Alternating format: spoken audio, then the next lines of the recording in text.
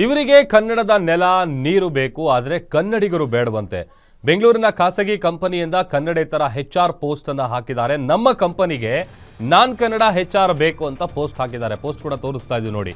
ಕಂಪನಿಯ ಈ ನಡೆಗೆ ಸಾಮಾಜಿಕ ಜಾಲತಾಣದಲ್ಲಿ ಭಾರಿ ಆಕ್ರೋಶ ವ್ಯಕ್ತವಾಗ್ತಾ ಇದೆ. ಬೆಂಗಳೂರಿನ ಸಿಲ್ಕ್ ಸೋನಿಕ್ಸ್ ಕಂಪನಿಯ ಪೋಸ್ಟ್ಗೆ ಕನ್ನಡಿಗರು ಕಿಡಿಕಾರ್ತಾ ಇದ್ದಾರೆ. ಕರ್ನಾಟಕದ ಜಾಗ ಬೇಕು, ಕುಡಿಯೋದಕ್ಕೆ ನೀರು ಬೇಕು, ಇಲ್ಲಿನ ಅನ್ನ ಬೇಕು, ಆದರೆ ಇವರಿಗೆ ಕನ್ನಡಿಗರು ಬೇಡವಂತೆ. ಬೆಂಗಳೂರಿನಲ್ಲೇ ಕನ್ನಡಿಗರಿಗೆ ಕೆಲಸ ಇಲ್ಲ ಅಂದರೆ ಎಲ್ಲಿಗೆ ಹೋಗಬೇಕು?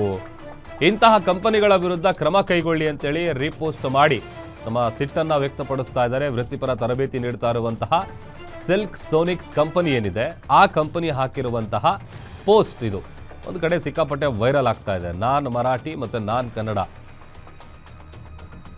HR ಹುದ್ದೆಗೆ ಬೇಕಾದಂತಹ ಪೋಸ್ಟನ್ನು ಹಾಕಿರೋದು. ಈ ಒಂದು ಪೋಸ್ಟಿಗೆ ರೀಪೋಸ್ಟನ್ನು ಮಾಡ್ತಾ ಸಾಮಾಜಿಕ ಜಾಲತಾಣದಲ್ಲಿ ವ್ಯಾಪಕವಾದಂಥ ಆಕ್ರೋಶವನ್ನು ವ್ಯಕ್ತಪಡಿಸ್ತಾ ಇದ್ದಾರೆ.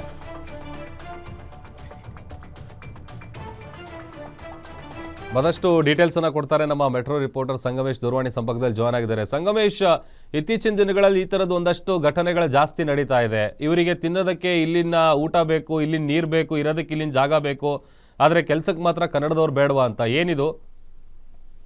ಎಸ್ ಪ್ರಭು, ಇತ್ತೀಚಿನ ದಿನಗಳಲ್ಲಿ ಏನು ಕನ್ನಡಿಗರಿಗೆ ಅನ್ಯಾಯ ಆಗ್ತಾ ಇದೆ ಅಂತ ಹೇಳ್ಬೋದು. ಅದು ಕೆಲಸದಲ್ಲಿ ಇರ್ಲಿ ಅಥವಾ ಬೇರೆ ವಿಚಾರದಲ್ಲಿ ಇರ್ಲಿ, ಯಾಕೆಂದ್ರೆ ಒಂದಲ್ಲ ಒಂದು ವಿಚಾರದಲ್ಲಿ ಕನ್ನಡಿಗರು ಚರ್ಚೆ ಆಗ್ತಾನೆ ಇರ್ತಾರೆ.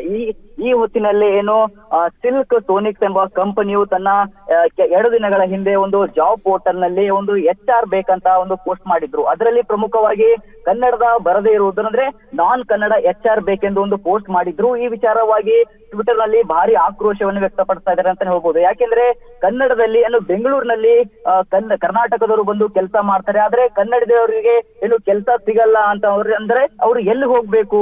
ಏನು ಕರ್ನಾಟಕ ಬಿಟ್ಟು ಹೋಗ್ಬೇಕಾ, ಏನು ಬೆಂಗಳೂರು ಬಿಟ್ಟು ಹೋಗ್ಬೇಕಾ, ಏನು ಬೇರೆ ಎಲ್ಲಾದ್ರೂ ಹೋಗಿ ಜೀವನ ಮಾಡ್ಬೇಕಾ ಅಂತ ಒಂದು ವಿಚಾರವಾಗಿ ಆಕ್ರೋಶವನ್ನು ವ್ಯಕ್ತಪಡಿಸ್ತಾ ಇದ್ದಾರೆ. ಜೊತೆಗೆ ಸಿದ್ದರಾಮಯ್ಯ ಅವರಿಗೆ ಏನು ಟ್ಯಾಗ್ ಮಾಡಿ ಇಂಥವರ ವಿರುದ್ಧ ಕ್ರಮ ತೆಗೆದುಕೊಳ್ಳಬೇಕು, ಇಂತಹ ನಡೆ ಹೋದ್ರೆ ಮುಂದೆ ನಾವು ಒಂದು ಪಶ್ಚಾತ್ತಾಪ ಪಡ್ಬೇಕಾಗತ್ತೆ ಅಂತ ನಮ್ಮ ಏನು ಟ್ವಿಟರ್ ನಲ್ಲಿ ಏನು ಆಕ್ರೋಶ ವ್ಯಕ್ತಪಡಿಸ್ತಾ ಇದ್ದಾರೆ ಅಂತ ಹೇಳ್ಬೋದು Prabhu. Okay, thank you Sangamesh.